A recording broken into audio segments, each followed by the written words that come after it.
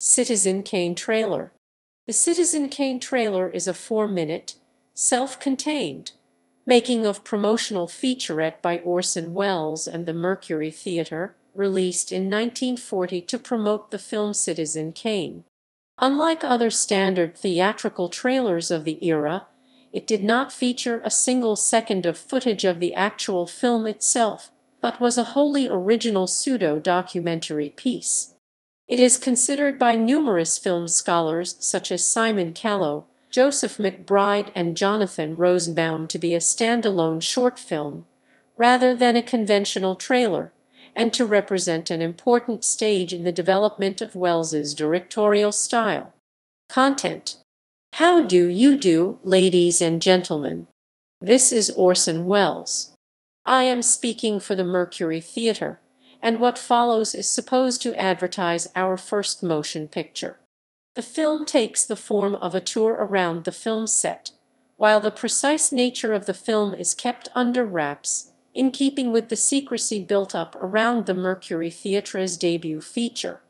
This was partly born out of necessity, to prevent William Randolph Hearst from knowing in advance that the film was a satire on his life. The film's producer, director, co-writer and star Orson Welles, who was then an established radio star, does not appear in person, but serves as the unseen narrator, introducing members of the cast.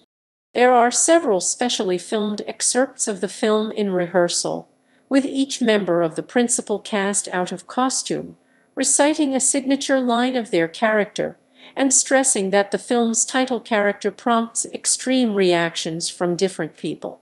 The trailer also contains a number of trick shots, including one of Everett Sloane appearing at first to be running into the camera. Sloane actually runs into the reflection of the camera in a mirror.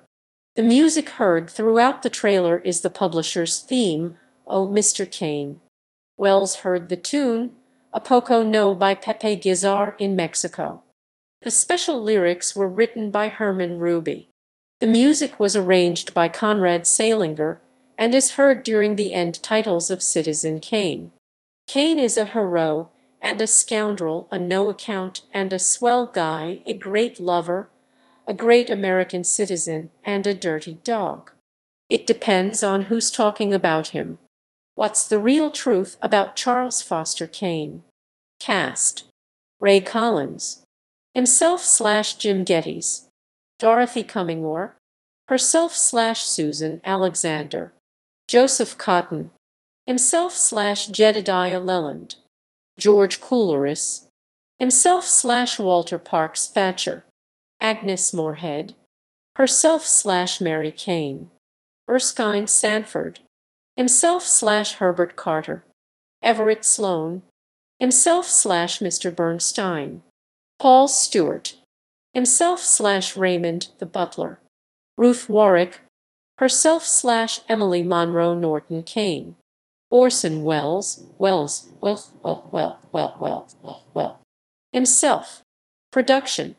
The promotional short was filmed at the same time as Citizen Kane itself and offers the only existing behind-the-scenes footage of the film. It had a slightly different crew, with the director of photography being Harry J. Wilde rather than Citizen Kane's Greg Toland. The trailer was filmed at Toland's suggestion. "I wrote the outline of the trailer and shot stuff for it while we were still shooting the movie," Welles recalled. "Because you see something that you're doing and you say, that would be good for the trailer, you know. Even if it wouldn't work in the film. As it is classified as a trailer, no copyright was ever registered on the work, and it is now in the public domain. Consequently, it can now be freely viewed on YouTube and other video websites." Critical reception and legacy. Numerous film critics have treated the trailer as a cinematic work in its own right, arguing it represents a critical stage in the development of Welles's directorial style. Jonathan Rosenbaum has argued that all of Welles's films can be divided into narrative stories and documentary essays. He points to this short as being the first example of the latter from Welles, and that it is particularly important in light of the director's later experiments with the mockumentary format, including its all-true 1942, Around the World with Orson Welles 1955, F for Fake 1973, The Other Side of the Wind 1976, Filming Othello 1978, and the later versions of Whatever Happened to Don Quixote 1957-85. At the time, it was almost unprecedented for a film trailer to not actually feature anything of the film itself, and while the film Citizen Kane is frequently cited as a groundbreaking, influential film, Simon Callow argues its trailer was no less original in its approach. Callow writes that it has great playful charm. It is a miniature documentary, almost an introduction to the cinema. Teasing, charming, completely original, it is a sort of conjuring trick. Without his face appearing once on the screen, Welles entirely dominates its 5-6 minutes duration. Similarly, Welles' biographer Frank Brady has written, since the film promised to be unlike any other ever made in Hollywood, Orson wanted the trailer also to be unlike any other. He spent weeks on scripting, shooting, and editing it, and emerged with a punchy and intriguing look at the behind-the-scenes life of the film. It stood out from all the other trailers coming out from Hollywood, clarifying that Citizen Kane was going to be something special. In a 2006 essay on the trailer for Citizen Kane, film scholar Paul Salmon notes that the short film has not been included in filmographies by Welles's biographers and is not mentioned in Robert Carringer's exhaustive book, The Making of Citizen Kane.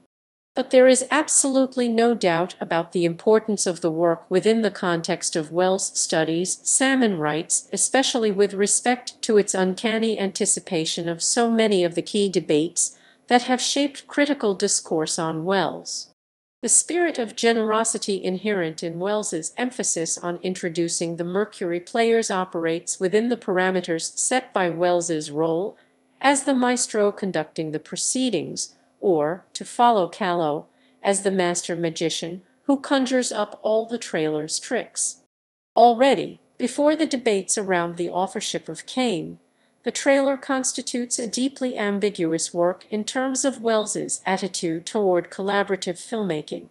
And while there is a suggestion of disdain for the ballyhoo of commercial filmmaking, the trailer absolutely revels in showbiz and its deconstruction. Near the end of his career, Welles made one more extended film trailer with wholly original material, a 9-minute F for Fake trailer 1976, made 3 years after the film itself. Availability. The Citizen Kane trailer was first made available to a home audience on the 1987 Voyager Laserdisc edition of Citizen Kane. Subsequently, Gary Graver's 1993 documentary Working with Orson Welles contained the trailer, and numerous DVD editions of Citizen Kane have contained the trailer as an extra, including the most recent 2011 Blu-ray release.